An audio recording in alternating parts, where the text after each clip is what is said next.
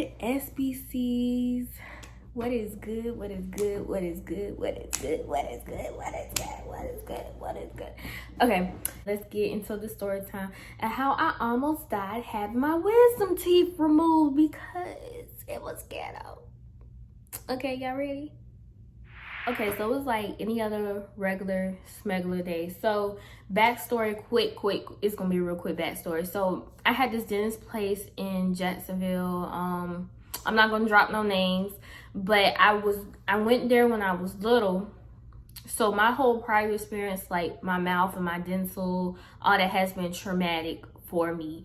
Honestly, like my braces, like the people who I went to when I finally decided to go to somebody that knew what they were doing, that transition was fine for me. But to like have an actual dentist, it has been traumatic for me. Like when I was little, the place where I used to go to when I was like little, they got shut down because basically it was posted up on the news that bro was touching people, chewing inappropriately.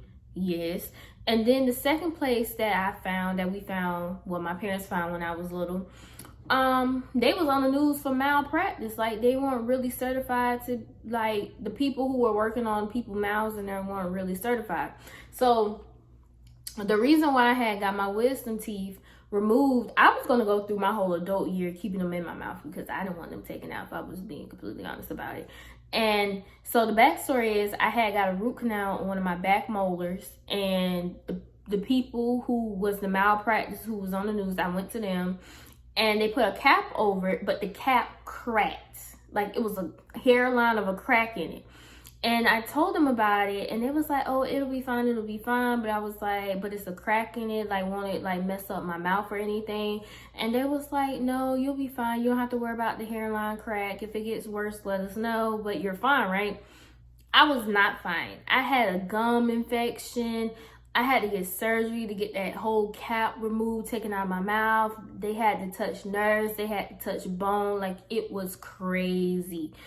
It was crazy. So now, I'm thinking, okay, well, the main reason why my wisdom teeth were hurting because my dentist had told me, because I went to a new dentist, not the malpractice people. They told me the way my wisdom teeth were set up, they weren't pushing up like regular people's teeth. They were angled. So it was like pushing up against that back molar tooth that I told you I was having issues with. So I thought after having that tooth removed, all of my issues with my mouth, like the pain would subside, right? No, it got worse.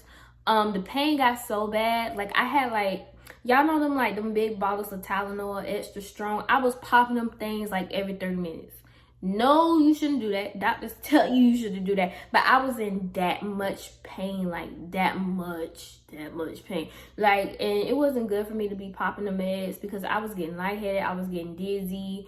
I think I passed out one time. Like, yeah, it was crazy. Like, I was becoming addicted to the Tylenol because my mouth was in that much pain. I eventually scheduled an appointment to, get the surgery done, get them taken out, woo, all that, right? Something that I do recommend, like, if you're going in to have a mouth surgery, know what you want because I just assumed within myself that I wanted anesthesia. I went through the process of not eating all night. Last minute, I decided to just go ahead and not do it and get the laughing gas. Turn to find out, if I would have gotten laughing gas from the get-go, I could have ate the prior night before and I wouldn't have been starving and I would have been mad at myself for not being able to eat. So I think, like, if you're going through that process, know what you know, what you want. Because I was mad because I was hungry. Point blank period. I was hungry, y'all. And everything I tried to eat, I kept tasting nothing but blood. So I was over it. Like the soup, the ice cream, whatever. Like all I kept tasting was blood. So I was like, I'm not really dealing with that. So no, the near-death experience didn't happen when I was at the dentist. So like my mouth was bleeding like mad heavy the whole entire process. Like the first 3 days, my mouth still bleeding heavy. The fourth day, I was like, okay, my mouth isn't bleeding as heavy. So I got happy. So I was like, ooh, I can eat. Now, mind you, they tell you not to talk as much. They tell you not to eat as much. But I'm a chatterbox by trade. Like, especially like we like friends, we cool. Like, I'm going to tell you what's been going on in my life. The tea and the vice versa. So, my mouth was like bleeding a little bit at work. Like I could taste the blood. It was like a little bit of blood because now mind you, I told you my mouth finally like subsided, stopped bleeding. I went home and my mom was like, how was work? And I was like, it was cool. I'm just tasting a little bit of blood in my mouth. And she was like, well, stop talking, put some ice on your, on your cheek and take a nap. And I was like, okay. So I did that. I took a nap. When I woke up, I was covered in blood. Like, I felt like a murder scene. Like somebody tried to kill me and I woke up from it. Like, it was blood like all on my mouth. It was blood all over my shirt. And I had a rag that I would like sit underneath my face because, sometimes, your mouth drip. That was drenched in blood. And I woke up freaking out. My parents was like, just rinse your mouth out with salt water. That didn't help. I was spewing out blood clots like this big, y'all. Like, I'm not exaggerating. They were like this big. And they were just shooting out my mouth, shooting. And my mouth wouldn't stop bleeding. I kept chugging salt water. It wouldn't stop. And horrible. My parents was like thinking about calling 911. My mama said I passed out. Like, my eyes was like rolling behind my head and stuff like that. Like, it was just crazy. And eventually, like an hour later, like I lost that much blood within an hour. My mouth finally stopped bleeding. It was bleeding a little bit, but it finally like subsided, calmed down and everything. And my mom scheduled an emergency dentist appointment the next day.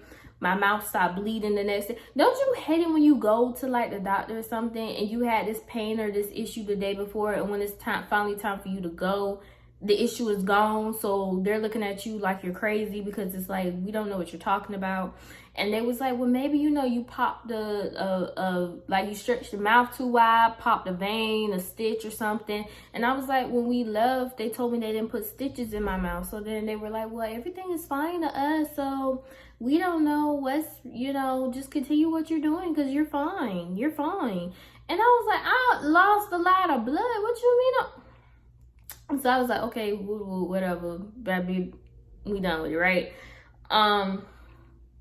But yeah, that junk was really that junk was really crazy to me. Like, my whole dentist experiences have been horrible. So it's to have another experience on top of that. I'm glad my wisdom teeth are out. I haven't had any mouth pain in forever. So I'm grateful for that. But at the same token, just words of advice, just be mindful of who you let touch your teeth, because my experiences dealing with people who, I ain't gonna say didn't know what they were doing, just caused me traumatic experiences with just going to the dentist and finding an actual person who values my health, and not just look at me as money and saying, oh, you need this work done, you need that work done, to basically so they can get paid. So yeah, my words of advice: when you're getting your wisdom teeth removed, make sure you know what you're doing the night before. So if you one of them people who like to eat, which was me, I was mad because I was starving. And but yeah, that was pretty much it. So but we have reached the end of the video. Thank you so much for tuning in. Just giving y'all a story time of things that happened to me in my past experiences. I don't know. Hope y'all enjoyed it. That's pretty much all. That's pretty much all I gotta say. I dropped a podcast episode this past Sunday, May 15th. That was when my brother's birthday was, May 15th. So check it out. The link is in the description box below. It's called Waiting. And basically I'm talking about people always tell us we need to wait in the garden, we need to wait for our man, we need to wait for our spouse, we need to wait. But nobody really discusses the process and how you feel about waiting and what should we do while we're so-called waiting, right? Ain't that the ghetto? I talk about it on my podcast. So click the link in the description box below. And if you just want to stay in tune with what I got going on and everything else, follow my socials below, because my socials get the info before y'all do. I know y'all should get it first, but that's not how my setup works. My socials do. So if you want to know the tea and everything that I be doing and all that other stuff, check out my socials. Those are in the links below. Follow them as well. And just Continue to keep being you. Continue to keep fighting. Continue to keep persevering. Continue to keep saying and motivating yourself that you're going to be the best version of yourself. You're going to be the best version of self that you can be, because at the end of the day, I think it's greater for us to decide within ourselves, like, I want to elevate in life, I want to continue to do great things, than to walk this life of feeling morbid and lost and confused and feeling like nobody cares about you and everything else. Because at the end of the day, our validation doesn't come from others. It comes within, and it comes from God. And yes, it's nice to hear, you know, people tell you great and awesome things about yourself, but at the end of the day, if you never hear those words, you should be content enough within yourself to know, I am the boss, I am the junk, and I don't need nobody else to tell me that. It's not being cocky, it's not being vain, it's being you knowing your self-worth. But yeah, SPCs, enough of me going on. I love you. I'll see you later this week with another video. It won't be a story time, so you ain't gotta worry about it. It's gonna be a little something. So stay tuned, and I'll see you later on this week.